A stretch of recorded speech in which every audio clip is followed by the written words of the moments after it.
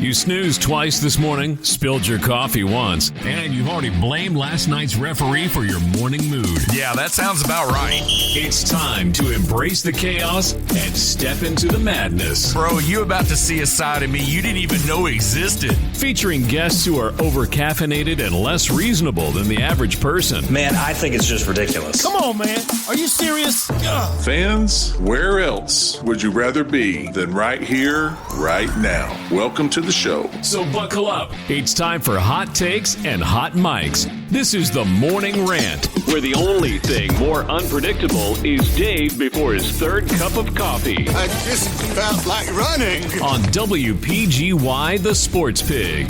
And good morning, everyone. It's a great Wednesday. Winging It Wednesday right here with you on the Morning Rant with Dave Garner. Appreciate you guys being with us. Looking forward to an excellent show over this next hour as we talk about a lot of different things. Of course, Jerks and Profar. What were you thinking? We're going to talk about that coming up here in a couple of minutes. We appreciate you guys being with us. I am here live in studio with one of my co-hosts and somebody that we've talked about for a long time. And over these last couple of days, we've actually talked about him, teased his appearance being here, and I'm so thankful and fortunate to have with me live here inside our Carriage Kia studios, the one, the only, former Gilmer Bobcat, two-time Georgia Tech All-American, and longtime NFL Buffalo Bill, John Davis, joining us right here inside the program. John, man, how you doing this morning? Doing wonderful, Dave. Thanks for having me.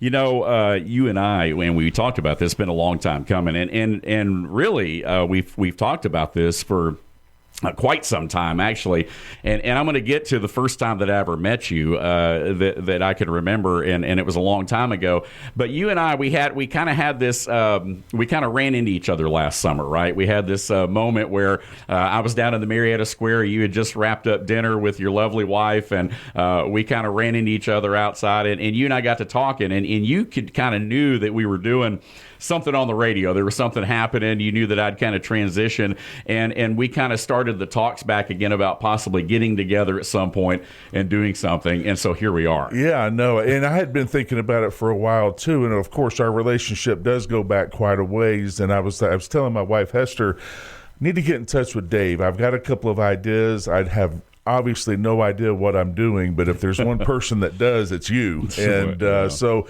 we had that, little sidewalk chat, and a couple of months later, you put things together, and here we are. Here we are, man. I'm wearing my blue, you have on too. And for those that are again listening right now on the radio, you can't see what John's got on, but he's of course got the Georgia Tech Adidas pullover on, and looking sharp, man, as always. So again, we appreciate you being here. Over this next hour, as we talked about, we're going to talk a little bit about what's going on with the Braves, of course, Jerks and Profar, with the 162-game suspension that got handed down last night. We're also going to talk about some of our high school basketball teams. So we've got a lot of teams. I think we've got, in our listening area, John, I think we've got 7 high school girls teams that are going to be going to the semifinals. We've got some boys teams that are playing in the quarterfinals tonight. So we're going to kind of run down that list a little bit later on in the show for you. We're also going to talk a little bit about NFL, some of the things that are going on. NIL, one of the things that John and I were talking about was some of the craziness and how the game has changed from when you played, right, obviously, to where it is now. And so those are some things that we're going to talk about over the next few minutes right here on the air. But definitely glad to have you on with us right here. And man, you've had a lot of things going on over the last couple weeks in your life. So no, it's been wonderful. It's been kind of a whirlwind. We married our fourth child, Julia, on Valentine's Day up in Tunnel Hill, and what a beautiful wedding. Celebrated her and her husband Luke, and we just it was a year of planning. It's very tired. The whole group was tired, but the celebration was absolutely wonderful, and just to see her and what was so amazing, believe it or not, is that she was able to incorporate her mother's dress into the wedding as well. So we took our first dance, and then after that we were like, we need a break. So Hester's partner in business He is a captain of boats down in the British Virgin Islands. So Right, wow. we just got back Monday from 7 days down there, and My goodness. great little trip to kind of decompress, and now we're ready to go. There we go, man. I love it. Back at the grind here, but no, it sounds like you've had a good time. I've enjoyed some of the pictures you've shared with me, some of the different. I'm like, man, I got to put that on my bucket list for sure. So again, looking forward to that right there. I want to talk because there may be a few people, and I say a few. I mean, I'm not sure if there's anyone that really doesn't know who you are, but for maybe a couple of those people out there that don't know who John Davis is, especially if you didn't grow up in kind of the area that we're in right now. I mean, tell us a little bit about your time in LJ, kind of growing up in the area, moving on to Georgia Tech, and kind of what that looked like for you growing up in North Georgia. Well, you said it earlier, the times have changed. Right. And, obviously I came back, Dad retired from the Air Force, came back to LJ in 1975, immediately got involved in the sports scene.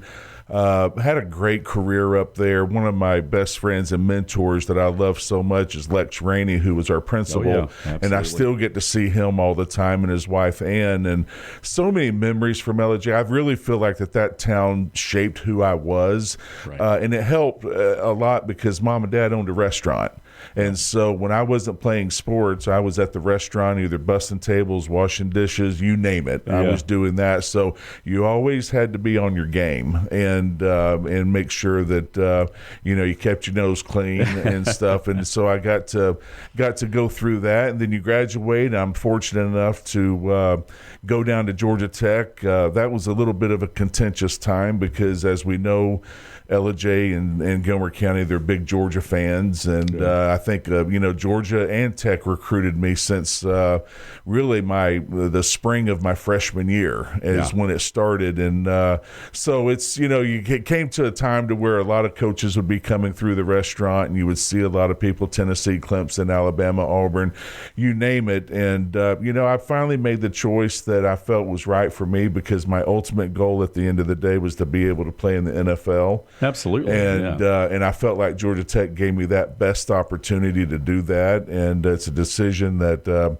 I will never regret because I bleed Georgia Tech, and I love the school.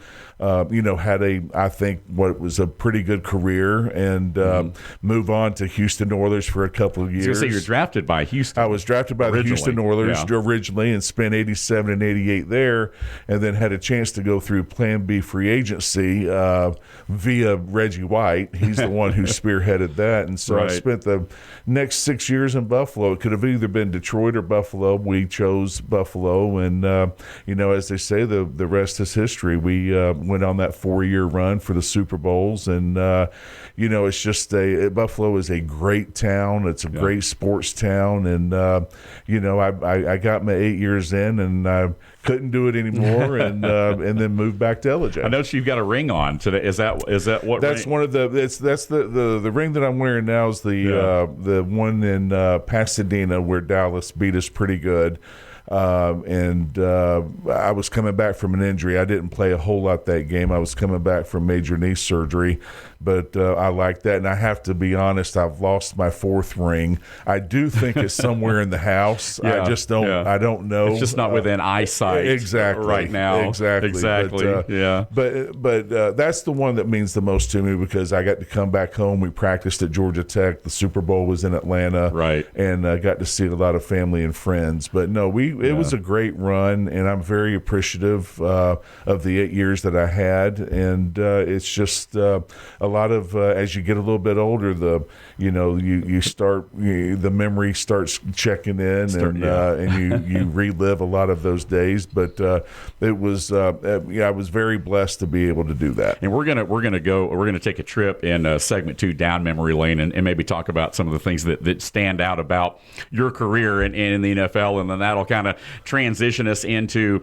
the way things look now, particularly going back into college with the NIL. There's a lot of different things going on with that. And so I'm kind of interested to kind of hear your take about that from someone who's been there and done that. Sure. I mean, I suited up in high school, was not a very good football player, walked on in college, had no business being on a college football field. But even I can see how the game has changed, and it's trickled all the way down to the D2, the D3 level, NAI, you name it. So it's not just at the big levels there. I want to talk about it's funny because when we ran into you over the summer, this past summer, my wife, she's not starstruck very easily. Like, she's not somebody that is impressed, by much. But her dad, you got to understand, like I told you, grew up in East Aurora, right outside of Buffalo, was a huge Buffalo Bills fan. The family he packed up, met her mom, in college, and they ended up moving, got a job as a professor in Kentucky, ended up in Bowling Green at the University of Western Kentucky, where he was the chair of the history department there. So my wife was born in Kentucky, grew up in Bowling Green her whole life, but was a huge, for whatever reason, was a huge Buffalo Bills fan. Didn't even understand the fandom, but as she grew older, she understood what that meant. And then, of course, her dad passed away during the COVID year. And so, she's always, especially ever since then, she's been just a huge Buffalo Bills fan. And I always say that I married into the mafia because I feel like I have, so I've adopted, of course, the Bills as one of my favorite teams there. But last summer when we ran into you on the sidewalk down to the Marietta Square, I kind of had to stop her because she was walking, and I said, "Oh, wait a minute, that's my buddy John. Like, I gotta say hey to John Davis." And I was trying to explain to her because I had talked about you before to her, and so when she realized who you were, when I said, this is John Davis, this is the Buffalo, and she, like, her eyes lit up. I mean, her eyes got so huge, and she was just like, that's the one that was like there during, they played with Jim Kelly, that was there during all the Super Bowls and everything. It's like, yeah. And in that moment, that is the most starstruck I've ever seen her. Whenever we ran into you that day. Wow. So again, so she was just like, "Oh, can we take a picture?" She never wants to take a picture with anybody. I can tell you that.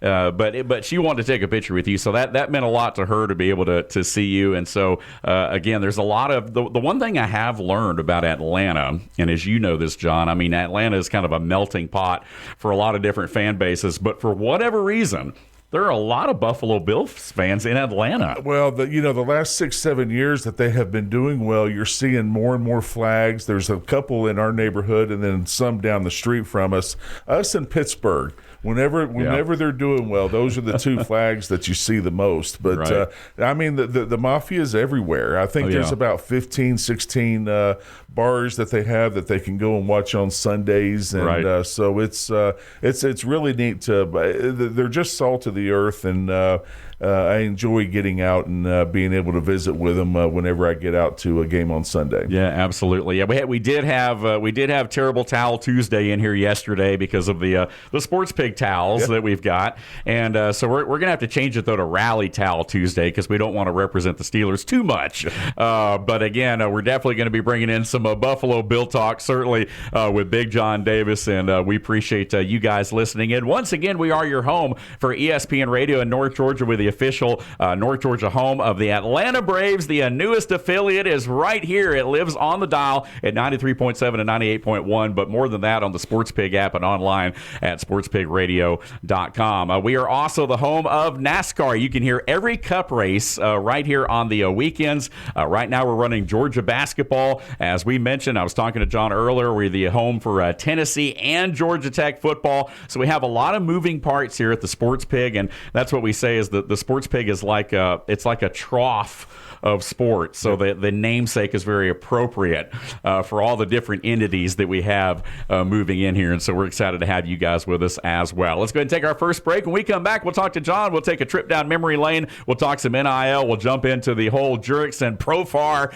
debacle. We can't have anything nice in Atlanta. It's the Morning Rant here on the home of ESPN Radio in North Georgia and on the Sports Pig app and online at sportspigradio.com.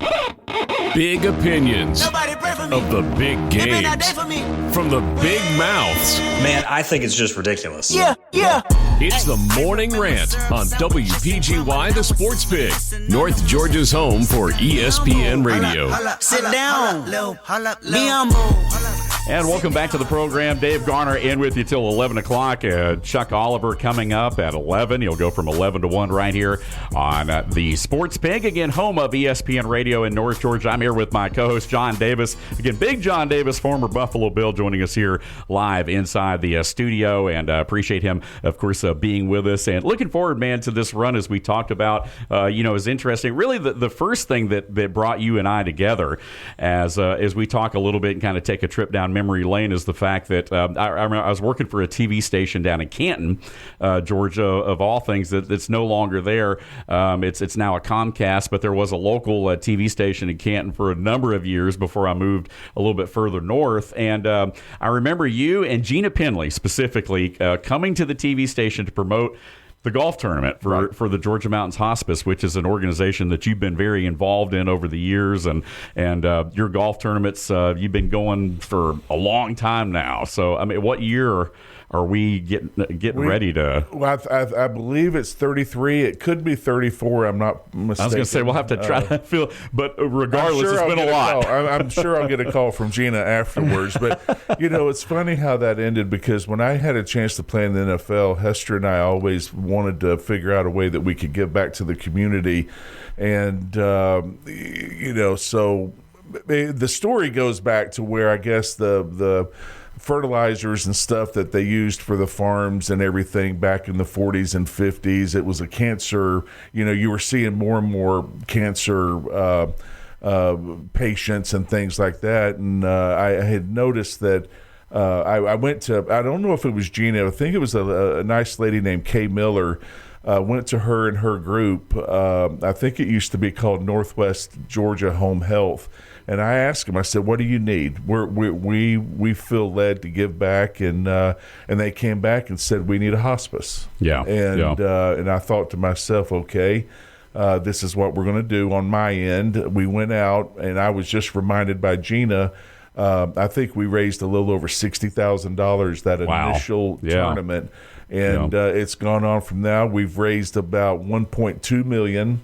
Yeah. And for North Georgia, that's pretty good. Yeah, that is good. Yeah, very good. We've got a large fan base. I'm getting more and more people coming up from Atlanta. Of course, I've got all my friends in LJ and a lot of friends here in Jasper that participate. That I get, sometimes one time a year that I do get to see everybody. Right, absolutely. Because I don't get back home that much. But no, it's just we've been blessed with it. It's not the only, but one of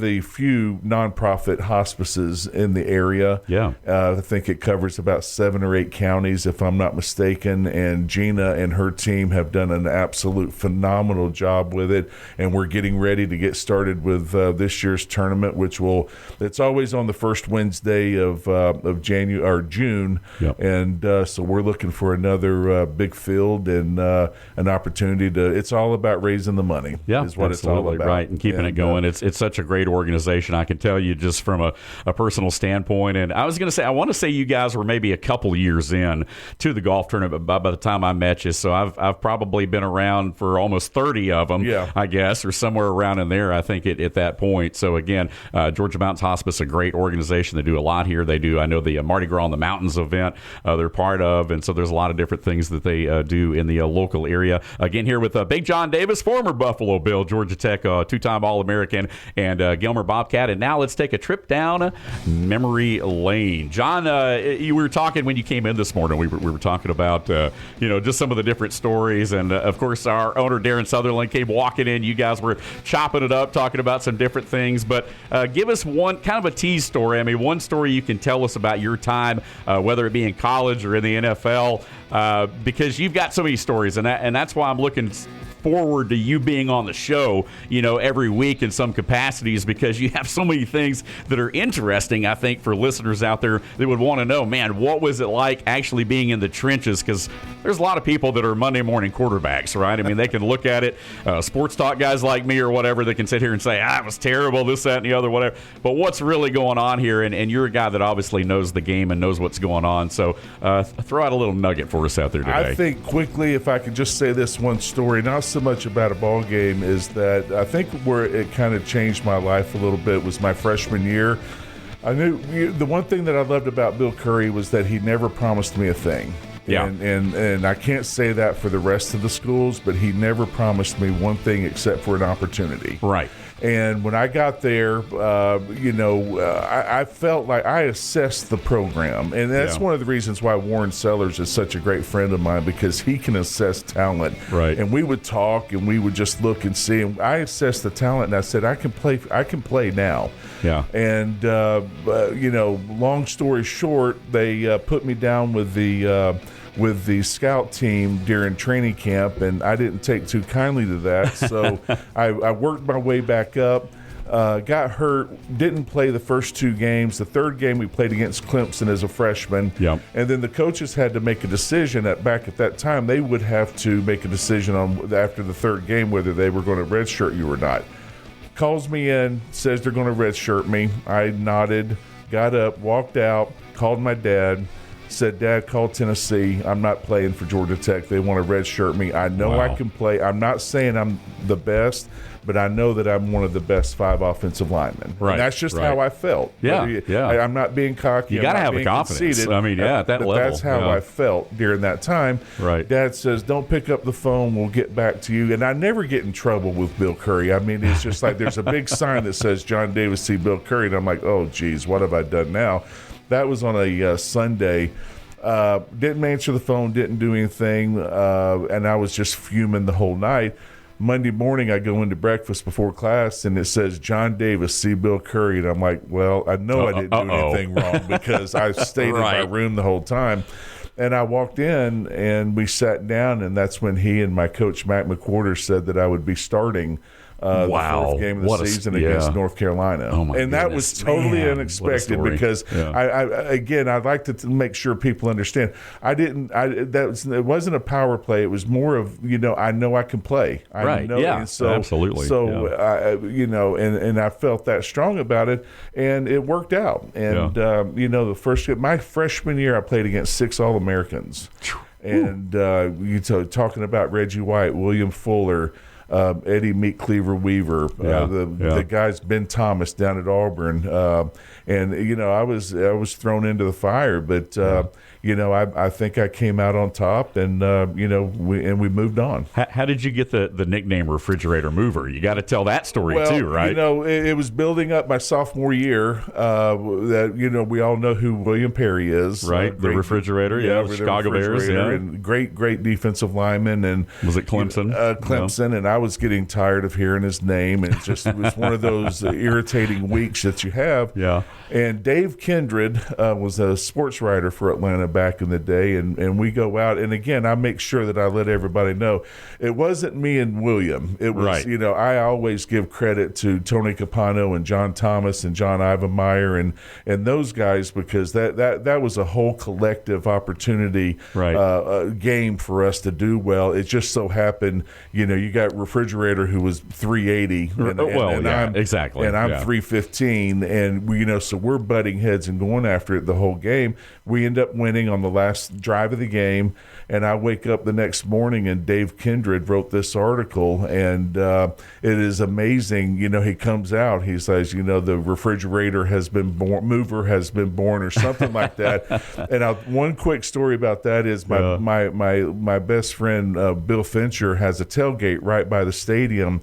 Dave, I would venture to say 90% of the people that walk by don't know my name, but they know who the refrigerator mover is. They do know that, yeah. And I'm just like, that tickles me. And you've leaned into that, obviously, sure, with some of your, I mean, that's West Durham came out and said, there's not many people in this country that you can give a nickname and you don't know who they are. Right, yeah. And so I'm very proud of that, and people know me by that. And so, I'm going to lean on it. Yeah, and, absolutely. My daughter, Olivia, made me a shirt last year when we played Clemson. And it was a white shirt, and then in gold it says, "I am the refrigerator." I am the refrigerator mover. I love it. I love it. You should have seen the people on the streets going into the stadium. They loved it, and it's just another chance for me to reconnect. Yeah, there's nothing better than having a T-shirt made, right. after and Exactly. people understanding what it is.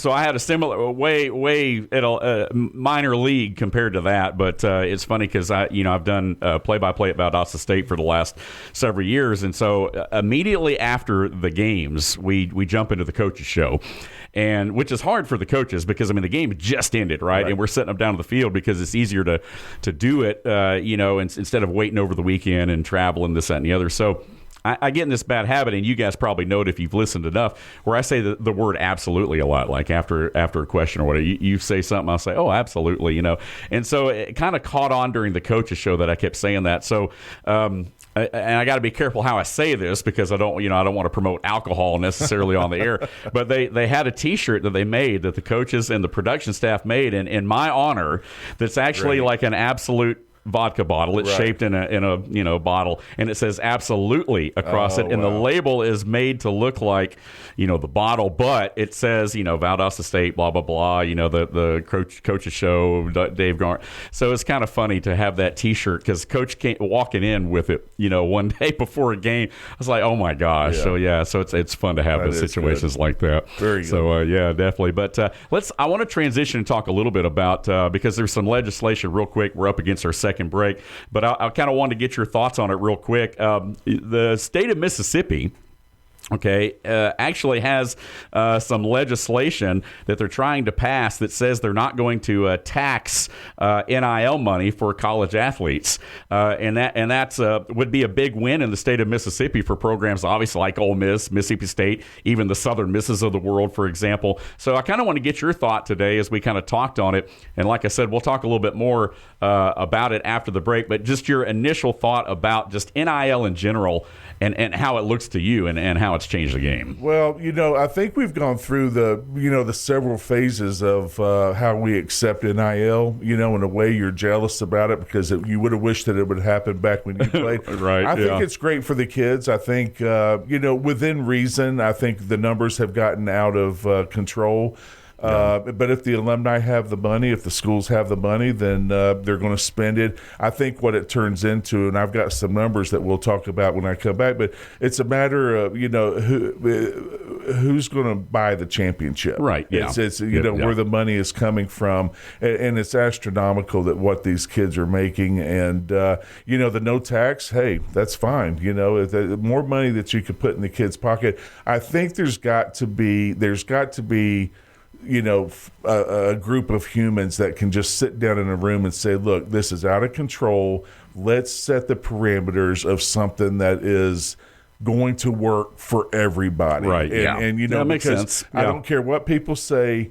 Your offensive lineman's going to be mad at your quarterback for making this money. Right, the running back's going to be mad at the wide receiver. And in a way, what happens is it does promote competition, but the other problem is that that's always on your mind and it's distracting you from playing football. Right, exactly. Going to school and playing football, which, listen, education is the very first, most important part, but you still represent a school. But when you have that money aspect on it and you're mad going into Saturday because so-and-so is getting $50,000 more than you are, then I don't care what anybody says. These kids are 18 to 22. It's going to affect their mentality. I can totally see that. Absolutely, that's fair. And their play's going to get right. Now. I think at the end of the day, it needs to be performance based. Right. Now that would make sense. It's like it isn't a normal job. Well, I heard the story about Kirby Smart, and I believe, and I could be wrong if you've heard it, but his defensive linemen want to play every game or play every play of the game.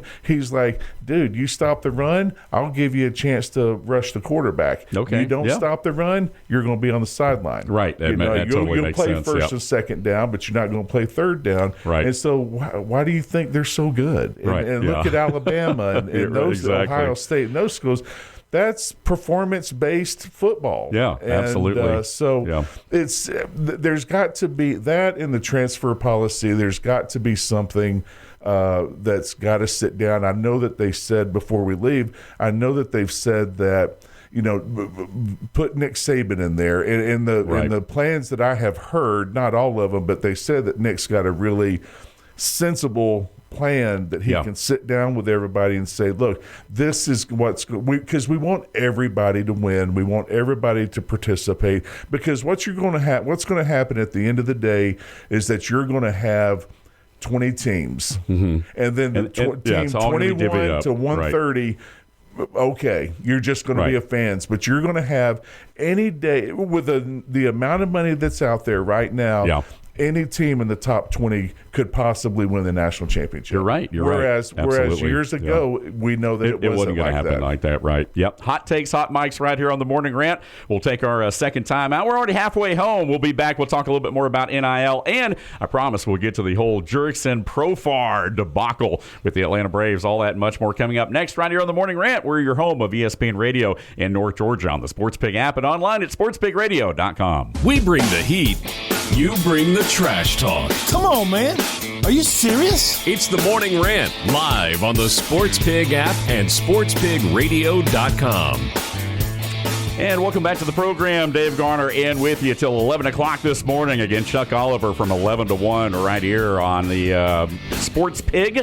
Again, you're home for ESPN Radio in North Georgia. We are your trough of sports, man. We got, again, a little bit of everything. We talked about it, of course, partnering with the Atlanta Braves. We're partnering with Atlanta United. We've got soccer, of course, coming up, a big home match this weekend, the World Cup, of course, on deck. So a lot of eyes are going to be on Atlanta over the next couple months as we get set to kind of transition into the world stage there. You and I were talking about NIL before the break. I want to talk about the Atlanta Braves for just a moment. The big story that hit yesterday after we got off the air was Jurickson Profar, of course, facing 162-game suspension. That suspension getting handed down yesterday afternoon by Major League Baseball. Now, again, he does have a chance to appeal, but John, this is kind of disappointing considering that last year he missed 80 games due to again, being suspended for performance-enhancing drugs. This seems like it's a story that kind of just continues no matter where we're at with, NIL, sports, leagues, whatever. It always seems like things come back to the whole, PED type thing or whatever, particularly with baseball. And you would think, now I don't know all the details, you would think that he would know better, after missing half the season last year. And then all of a sudden, right here in spring training, the Braves are already, trying to find some good news. They've already had some injuries that have hit a little bit in spring training. And now you get this news right here that's going to kind of completely shuffle your lineup a little bit if you're the Atlanta Braves. I mean, what do you make of this whole Profar thing and this whole PED thing? So I'm going to plead ignorance, and I'll tell you why. I don't know who this young man is, but what I will say about the PEDs and things like that, these guys are making the money today to where they have agents, they have trainers, they have doctors, dietitians, they have weight trained staff. You can't tell me that it slipped through 5 different hands that he would get caught with this. Now, look, I know that there's a lot of medicine that's out there, hormones and things like that the Major League Baseball is supposed to, talking about the NFL as well, they give you a list of banned substances. And that should have been on there. Now, whether or not we're going to find out he gets to appeal it, in which we hope that it is a mistake. But in today's world, when you're making that much money and you have those resources available to you, you should never get suspended from doing something like that. I agree, absolutely. And again, more is going to come out about it. The appeal happened, but here's the thing. He's a second offender at this point, multiple offender. So, again, it's a standing suspension, which means he's not going to be eligible to play. Friday, basically, he has to come off the field type of thing. He won't be allowed back on unless he wins his appeal. So it's not one of those things where you can, send an appeal and yet you still get to play, to start the season until the appeal comes down. It's not one of those things, right? So, again, he's pretty much done unless he wins the appeal. Well, and the one difference that I'll say between the NFL and Major League Baseball, in the NFL, you can't miss a year. year. Very, very, very rarely, unless you're an exceptional athlete. Now, I'm not saying that he's not. In baseball, there's a lot more forgiveness because there's a lot of baseball players in there, and you're always looking for that one little spark, whether it's coming off of the bench. You know how bad the injury bug is after the All-Star break, or even before, but especially at the end of the season. So he's going to get another opportunity. We can hope that he can pass, and get through this. But who I guess what we find out Friday or in the next couple I think of we days. find out the next couple of days. I'm sure the manager's scratching his head, but the thing that I have learned is they forget about it because they got to move forward. Opening season's 3 weeks or whatever, and so he's got to put that team together. He's mad, but he's like, nothing I can do about it. Big obstacle again for first-year manager Walt Weiss, and it will change the lineup a little bit. I think that Profar was more projected to be a DH, more so that he was an everyday left fielder. I think Yastrzemski has really come on in that spot. I think that Yaz will be probably your opening day left fielder. Would have been probably regardless, but I think it definitely changes your order around a little bit. Obviously, not having Profar in there as a DH, which I know is where he was expected to go. Of course, with them moving on, obviously, from the other DH, they had there. So again, it's a situation where it's unfortunate, but again, the good thing about it is the silver lining, I think, for the Braves. You're in spring training, you have some time to tweak the lineup and play with it. You're not in the season yet. And I also think one more thing might come into play is that there might be some guys down at AAA that Walt wants to keep down there to get some playing time and not have to bring them up if he had. You see what I'm saying? I think he would like for them to get down there and maybe get 30, 40, 50 at bats and get some field time before he brings them up, because that's how they're thinking. They're always looking down there, and he's like thinking, man, this guy, he's good, but if we could get him those 30 to 40 at-bats, then we get him acclimated to it and then bring him up, whereas now he might have to bring one or two up to fill that, fill that space. And there's some good competitions going on in spring training right now for some of the last roster spots. There's like really 3 or 4 guys that's kind of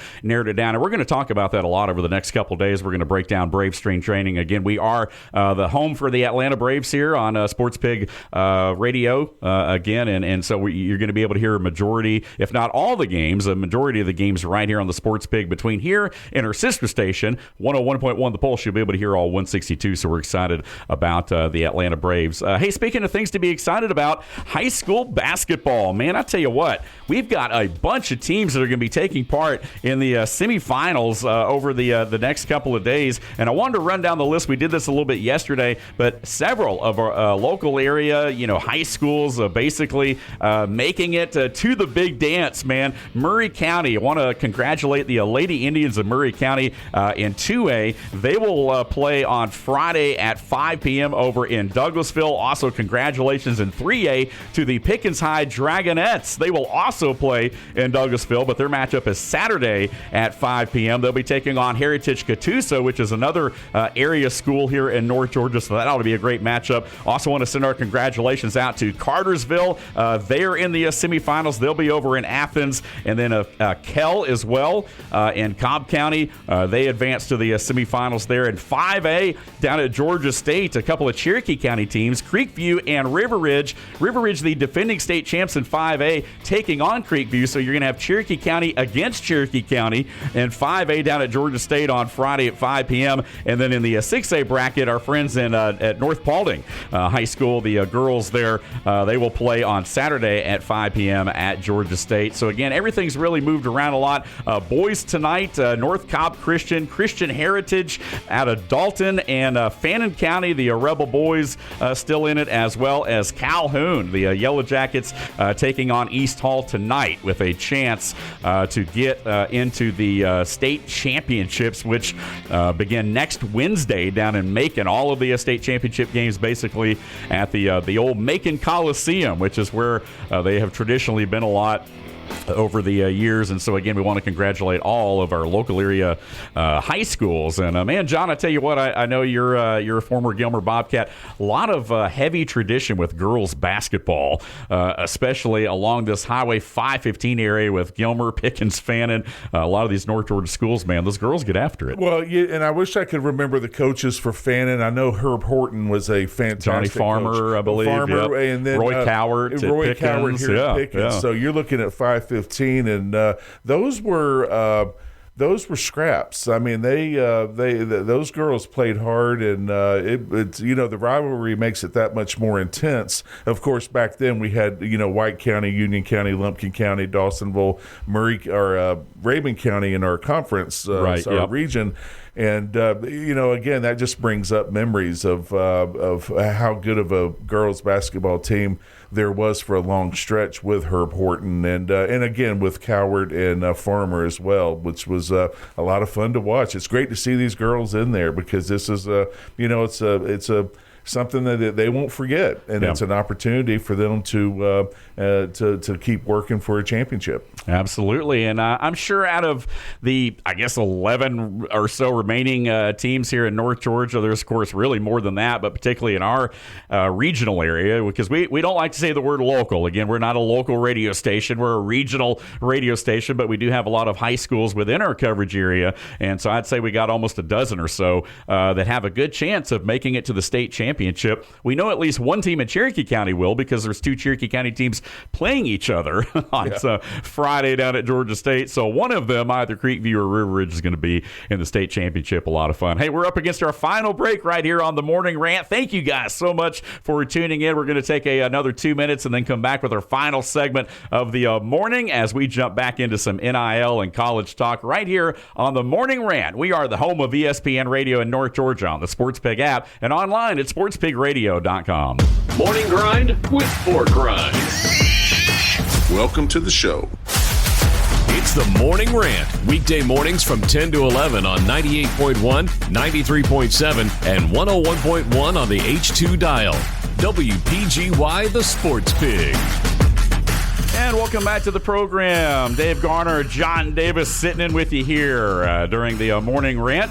At 11 o'clock, again, our friend Chuck Oliver takes over from 11 to 1, and then it's back to ESPN programming with Rich Eisen from 1 to 3 this afternoon, and Paul Feinbaum from 3 to 7 right here on the Sports Pig, home of ESPN Radio in North Georgia. All right, John, again, back at it right here in our final segment. We're going to jump back into some NIL discussion and everything here in just a moment. But pro talk as well, of course. So the combine going on right now, getting ready for the NFL draft. I mean, a lot of different things, of course, getting set to take off here in the next few weeks, a month or so. And there's even talk of Atlanta getting hockey. I mean, they're trying to repurpose North Point Mall, a lot of different things there. So who knows, man? Maybe we'll have another professional franchise here before long. I don't see how it doesn't work because Atlanta's such a diverse city that when the team comes in, yes, it might be 50-50 fans as far as who shows up, but Atlanta should have a hockey team without a doubt. And and I'm finally, knock on wood,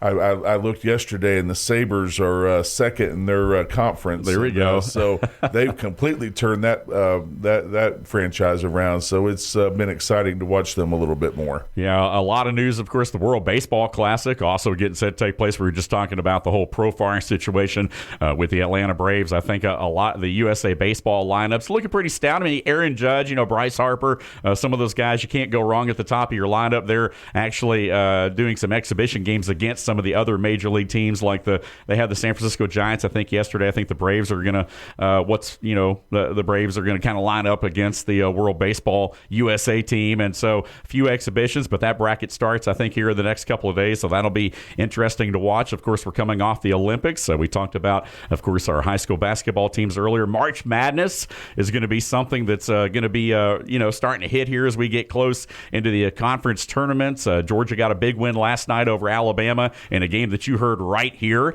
on the Sports Pig, and what a big win for them, as you kind of feel like maybe one of those bubble teams at this point. And of course, NASCAR, Chandler Smith, as we talked about yesterday, the Talking Rock product, going to moonlight in the O'Reilly Series for the next couple of races. He's currently leading the truck standings right now in the points, and so again, Chandler going to do double duty over the next couple of weeks between the truck series and of course the O'Reilly Series as well. And again, so a lot of things going on here. You're going to want to tune into the Sports Pig and particularly the Morning Rant from 10 to 11 Monday through Friday, as we talked about over the next couple of days. We're going to really dive into our Atlanta Braves talk about this lineup. What chance do the Braves have this year of making noise? How do you feel so far about the team?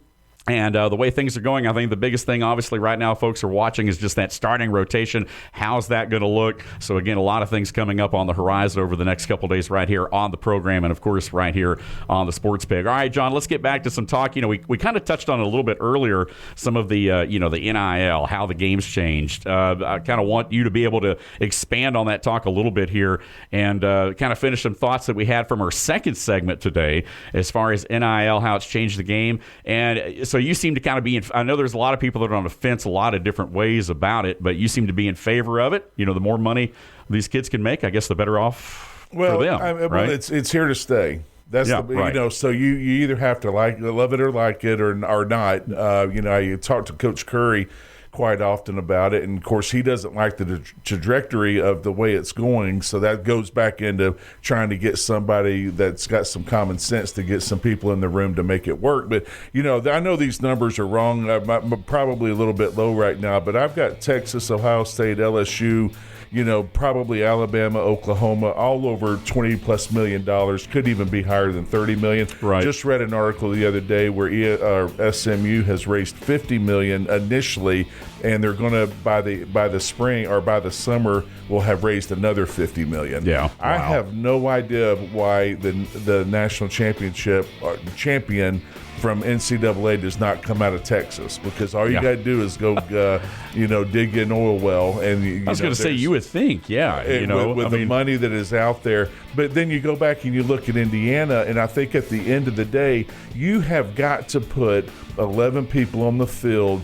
That is, football is the only sport, and I'll debate this with you any day. Football is the only sport that if all 11 people doesn't do their job right, something's going to go wrong. Right. And Indiana gave you the model last year, and a lot of these other schools did, but Indiana, to see how that team played, and they did it all up front too. They had the great quarterback, but as an offensive lineman, you love to watch offensive linemen and defensive linemen go at it in a disciplined fashion, right? And move people off of the ball. Don't shield them, but move them off.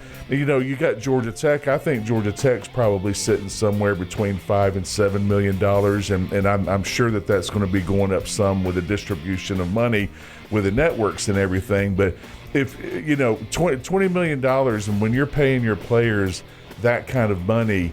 Again, I think it should go back to performance-based, but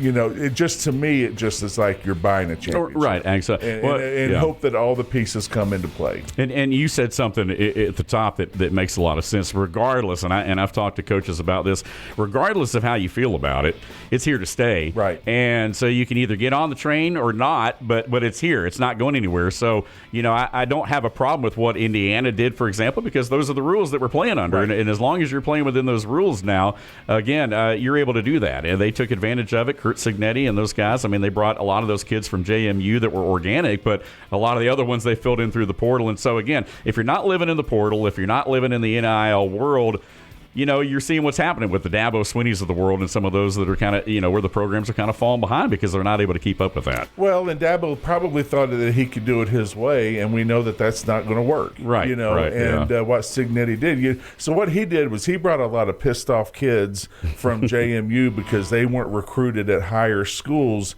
And then they had a chance to go and showcase their talents at Indiana, and you look and see what happens. That's why in my lifetime, I hope we never schedule schedule a school from the directional schools in Michigan or the Right, Miami yeah. of Ohio's or people like that, because these are kids that are mad because they're not at Indiana, they're not Yeah. at Michigan, they're not at Ohio State, and they got a chip on their shoulder. You don't gain anything by playing those kids, Right, because 9 times out of 10, 8 times out of 10, you're going to lose. And I'll say one more thing. If they don't, NIL's here. There's nothing that we can do about that right now. We can do something about the transfer portal. This going to 5 different schools in 7 years or ever getting an extra year because you had a tooth pulled and you had to miss 2 games or whatever. I've just heard so many stories that are out there. They've got to get a grip on the transfer portal because it's just – I just don't. Maybe it does, but I just don't see it sustaining because at the end of the day, and I could be wrong, but at the end of the day, you've got to look at loyalty at some point. I think that's got to play into it at some point. Commitment to the school, right? And say, okay, I'm at Georgia Tech, and back then, they had us for 4 or 5 years. Well, you've got guys now that goes from LSU to Auburn to Tennessee and might end up at Texas A&M. Sure. Or something like that. Well, I can't understand. I know you have to, but I can't understand. And I give Brent a lot of credit, and I give a lot of coaches a lot of credit that do it the right way. But they have whole staffs that are just looking at transfers. They've got 5 or 6, 7 coaches that are just looking at transfers throughout the country the whole year. Yeah. And that's the world we're living in. But here's the deal. You better hit 100% because that's you're banking on that could be 8-4 to 10-2 depending on what happens. And the only other thing that I see that it might hurt some teams is that how good is your second string quarterback? Because your first string is going to be making $1+ million a year, if not more. Driving a Lamborghini or what have you. How much is your second string quarterback worth? Exactly. And what are you that may be a big part of it to come in? Because that first string goes down, you're in trouble if that backup can't come in. Right. Yeah. So exactly. There's just a lot of work that needs to be done. I'm taking the stance of it's been nice because last year I actually became a fan. Yeah. And I don't, I don't get upset and stay upset until Thursday if Tech loses or if Buffalo loses. I'm done with it that day. Right. I want them to win. If they win, great. If they it's a 24-hour rule. Yeah, exactly. And for me, that 24-hour rule is usually a 96-hour rule. Hey, I feel you, man. I mean, we come in here on Monday and we're still like, oh. Well, yeah. I just, I think the calendar, the recruiting calendar too, is something else that needs to change too. Well, I think that was the biggest thing, and I didn't say anything about that. I think I saw one last game day show when they were talking about, the bowl games. People are opting out of bowl games. I said, well, why have a bowl game? Right. You do that. Exactly. Just have the championships and throw everything else away. Right. And unfortunately, because the bowl games are not money makers except for the playoffs. Oh yeah, and you got teams opting out of them, and they're having to fill them with teams that are under 500. And my rule is, I think somebody said there were 8 or 9 teams that backed out. I would say, okay, you back out, you're not bowl eligible for 2 years. Right. Yeah. Playoffs, you're not. You're not. That makes sense. If you get picked to be a bowl, you play it. If you don't, you're out for 2 years. Right. And I think you got to punish them somehow. Yeah. So I can't disagree with that. Yeah. Great take right there. Hot take right here. We promised you when we came on the air, hot takes, hot mics right here on the Morning Rant. And we got one this morning from John Davis, so we appreciate it, partner. Yeah, I mean, it's going to be interesting to see moving forward how things go, how it's going to look. Those are things, ongoing discussions we're going to be having right here live on the program every morning and also on our social media. Hey, by the way, you can check out the Morning Rant again online at sportspigradio.com. Check out our Instagram at sportspigradio, and, of course, the Morning Rant on Instagram, and also SportsPig on Facebook and Twitter at SportsPig Radio. And we appreciate you guys being with us once again. Wednesday, Winging It Wednesday right here with Big John. We appreciate you guys being with us right here on the program. As we talked about, coming up over the next couple of days, we are going to dive into a little bit more of the Atlanta Braves, their lineup, potential starting lineup. We're also going to have some promotions, ticket giveaways. We're going to be live, by the way, next Saturday at the Shamrock Shenanigans in the the Alley in downtown Jasper. We'll talk a little bit more about that and some of the other things that we have coming up. Earlier in the week, we talked about Wing and Rock Fest, and we're going to be there in a couple of weekends down in Canton, an event that draws around 20,000 people, and we are the official sports station of that event. Looking forward to it. John, man, I've had a lot of fun here today as we wrap up. Thanks for being with us, buddy, man. I'm so honored and thankful to have you as part of the show, man. Great job here on this first one. Thank you for having me. I'm looking forward to it. Awesome. Well, that's going to wrap things up. Appreciate you guys being with us. Chuck Oliver coming up here at the top of the hour from 11 to 1 this afternoon. And then, of course, Rich Eisen live 1 to 3. And then Paul Feinbaum 3 to 7. As always, we appreciate it right here on the Morning Rant. We are the home of ESPN Radio in North Georgia on the SportsPig app and online at sportspigradio.com. And as always, we say, if you don't know, you better ask somebody. We'll see you tomorrow morning.